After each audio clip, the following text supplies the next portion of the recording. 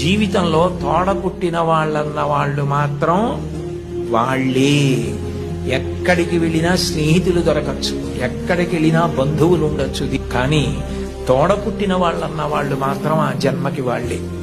వాళ్ళని ప్రేమించడం, వాళ్ళతో దెబ్బలాడకపోవడం, వాళ్ళతో ప్రేమ భావనతో ఉండడం, వాళ్ళతో గౌరవంగా ఉండడం, చెల్లిని తమ్ముణ్ణి మార్గదర్శనం చేసి చక్కగా వృద్ధిలోకి రావడం తెలుసుకోండి.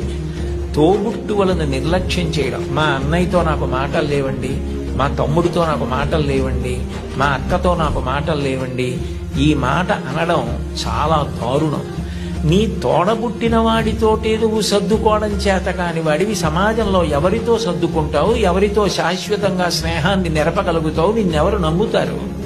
ఎంతమంది వచ్చినా నీ తోబుట్టువులు నీ ఇంటికి రాకపోతే ఏమిటో ఆయన ఊరందరికీ చెప్తారు కానండి, వాళ్ళ తమ్ముడే వాళ్ళ ఇంటికి రాడు, వాళ్ళ అన్నయ్యే వాళ్ళ ఇంటికి రాడు అంటారు.